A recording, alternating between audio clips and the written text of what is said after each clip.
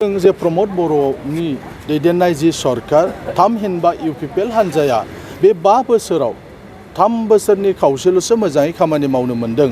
मानोना कोविड बायदिसिनाफोरजों बायदिसिना गाज्रि थासारियाव बे सरकार सालायनो गोनां जादोंमोन। बे 3 बोसोर खावसेया बे जथेस्थ' नङा। दिनै प्रमोद बर'नि भिजन जि डकुमेन्ट बानायदों बे भिजन डकुमेन्टखौ बानायनो थाखाय सम मोनसे नांगोन। बेखौ मानसिफ्रा बुजिदों। 26था हारि हारिसाफोर दङ आरो बे 26था हारि हारिसाफ्रा दिनै लामा नायदों जे प्रमोद बर'आसो जोंनि थाखाय खामानि मावगासिनो दं। दाख्लै बावैसो नोंथांमोना नुबाय कच राजबंशीनि भाषा सोलोंनायनि थाखाय क'क्राझार आरो चिराङाव 14था एलपि स्कुलाव जागायनानै होनाय जादों, जेखौ आसाम सरकाराबो खालामाखै। बेबायदि गुबुन गुबुन हारि हारिसाफोरनि थाखाय बायदि रोखोमनि हाबाफारिफोर मावनायखाय दिनै बे हारि हारिसाफ्रा प्रमोद बर'खौनो नांफिनगौ, प्रमोद बर'नि सरकारखौनो जोंनो नांफिनगौ होननानै बिथांमोना थांखि लादों। बेनिखायनो 26था जाथिनि फरायसा आफाद, धोरोमारि आफाद, थुनलाइ आफाद बायदिसिना आफादफ्रा दिनै प्रमोद बर'खौ सापर्ट खालामदों आरो बिथांमोना मदद खालामदों जाहाथे प्रमोद बर'नि सरकार फैयोबा बेवहाय समान मोनथाया जाहाथे मोनो। बेनि थाखायनो बे पलिसिखौ जोङो आखायाव लानानै जोङो हाबा मावगासिनो दङ। थारैनो बेवहाय गोजोननाय गायसननायजों लोगोसे ओनसोलनि जौगाखांनायनि थाखाय जेन' खामानि मावनो हायो। नोंथांमोना नुदों बड'फा सुपार 50 मिशननि गेजेरजों 50 फरायसाफोरखौ UPSC कचिं दिल्लीयाव होनाय जायो। 50 फरायसाफोरखौ गुवाहाटीयाव MBBSनि कचिं होनाय जायो। 50 फरायसाफोरखौ क'क्राझाराव इन्जिनियारिंनि कचिं होनाय जायो। बेबायदि हाबाफारिखौ गुबुन सरकारा मावफेराखै, जोंनि सरकारासो मावदों। दिनै दाहाल इन्सुरेन्स खालामदों। 84,084 फरायसाफ्रा दिनै दाहाल इन्सुरेन्सनि गेजेरजों मुलाम्फा मोनगोन। जायफ्रा इउनिभार्सिटि आरो कलेजाव बड'लेण्ड ओनसोलाव फरायबाय थागासिनो दं, बिथांमोना जुदि गोब्राब लोमजायोबा अपारेशन बायदिसिना जुदि खालामनांगौ जायोबा 5 लाखनि इन्सुरेन्स मोनो। बे जोंनि आसाम सरकारनाव गैया, बे भारत सरकारनावबो गैया। नाथाय फिसा मोनसे काउन्सिल प्रमोद बर'आसो बेबायदि थांखि लादों। बेनिखायनो गोबां दङ सानख'हायै 35था बावहाय फ्लेगशिप स्किम दङ आरो बे फ्लेगशिप स्किमफोरखौ बेयो आसाम सरकार भारत सरकारनिजों नङा, BTCआ गावनि फैसाजोंनो बे 35था फ्लेगशिप स्किमखौ लानानै खामानि मावगासिनो दं। जायनि थाखाय नोजोराव गोग्लैदों आगोलनि सरकार आरो दानि सरकारखौ रिजायनानै नायदों। बे एसेल' खम समावनो प्रमोद बर'आ जेरैबायदि हाबाफारि लागासिनो दं, दिनै गेलेनाय बिथिङाव, थुनलाइ बिथिङाव, हारिमु बिथिङाव बायदिसिना हाबाफारि मावनायखौ नोंथांमोना नुदों। दिनै बड'फाखौ जों नेशनेल लेभेलाव लांनो हाबाय, बड'फानि मुर्तिखौ दिल्लीयाव फसंनाय जाबाय, बड'फानि लामा नाम दोननाय जाबाय, जेखौ आगोल हायाखैमोन, नाजानायबो जायाखै, गोसोखांनोबो हायाखै।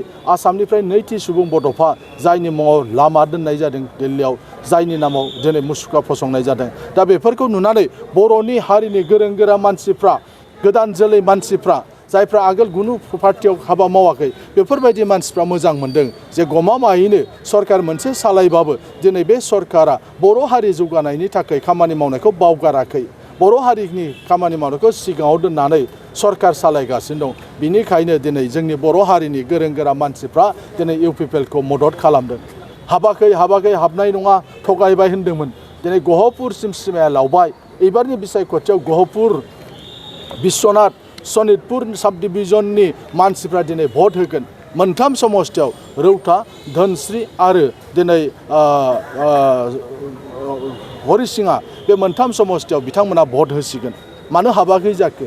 जोंथ' बुंनो हाबगोन, सम नांगोन मोनसे। दा दिनै गमामायै हाबबाय, दिनै भटबो होजोबबाय। बेनिखायनो उल्था जादों। दिनै बर' रायजोआ 80% दिनै UPPLनो भट होगोन। बेनिखायनो गोरलैयै एबार जों सरकार दाफिननो हागोन आरो सरकार दानाय लोगो लोगो आद्रा थानाय जे खामानि मावनांगौ दं बे खामानिखौ मावफिननाय जागोन। लाइमोनफोरनि थाखाय सिन्था खालामनाय जादों। सालाकाटियाव थानाय जिथु NTPC बिनि फ्लाइसखौ गुबुन गुबुन जायगायावसो फानहरनाय जायो। बेनिखायनो नैथि खेबनि जे सरकार फैयोब्ला सालाकाटियाव थानाय NTPCखौ बिथा खालामनानै बेवहाय मोनसे सिमेन्ट फेक्टरि गायसननाय जागोन, जायजों बेखार लाइमोनफोरनो साख्रि, बेखार लाइमोनफोरनो खामानि मावनायनि जे सुजुग सुबिदा होनांगौ बेखौ होनाय जागोन। सालाकाटियाव दिनै जे स्टेट डिस्पेन्सारि मोनसे हस्पिटाल दङमोन, बेखौ आङो फेदेरनानै कमिउनिटि हेल्थ सेन्टार, जायखौ मडेल हस्पिटाल होननानै बुङो, दिनै सालाकाटियाव बे मडेल हस्पिटालखौ होनाय जाबाय। सालाकाटिनि जिथु हाइ स्कुल, बे हाइ स्कुलाव 7 कोटिनि RIDFनि गंसे स्कुल बिल्डिं हरनाय जाबाय। आरो बेजों लोगोसे धरती आवा ग्राम उत्कर्ष अभियाननि जिहेतु ट्राइबेल हस्टेल बेखौबो सालाकाटि हाई स्कुलाव हौवासाफोरनि थाखाय हिन्जावसाफोरनि थाखाय खालामना होनाय जाबाय। सालाकाटिनिफ्राय कालिफुख्रि थांनाय लामाखौ रिपेयारिं खालामना होनाय जादों।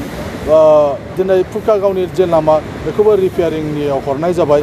बेफोर गासैबो मावजानाय लामायाव आरो दिनै बालाजान तिनालि कालिफुख्रि बासुगावजों थांनाय जे लामा बेखौ आसाम मालायाव हरनाय जादों।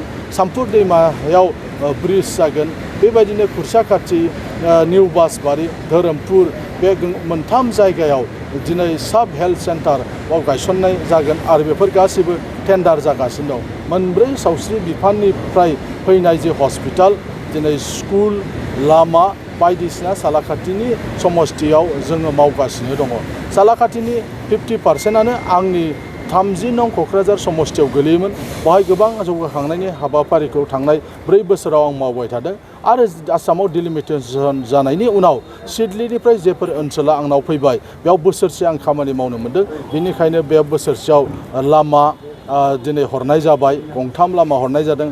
आसाम मालानिफ्राय मोनसे सालाकाटि हाई स्कुल कालिफुख्रि हाई स्कुलाव स्कुल जौगानायनि थाखाय बिल्डिं सेंसन खालामना होनाय जाबाय। हस्टेल गायसननायनि थाखाय थांखि लानाय जाबाय।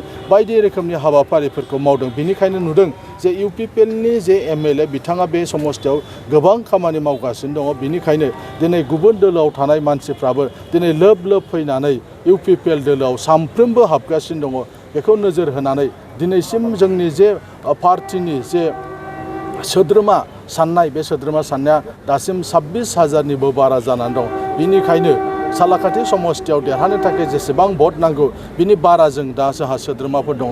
बेनिखायनो सालाकाटि समस्थियाव एबार जों एसे गोरलैयैनो जों बेयाव देरहासार जानो हागोन आरो प्रमद बर'नि फैगौ नैथि खेबनि जे सरकार बे सरकाराव थाफानानै सालाकाटिनि समस्थिनि जौगाखांनायनि थाखाय जों हाबा मावनो हागोन। गुबै पलिसिया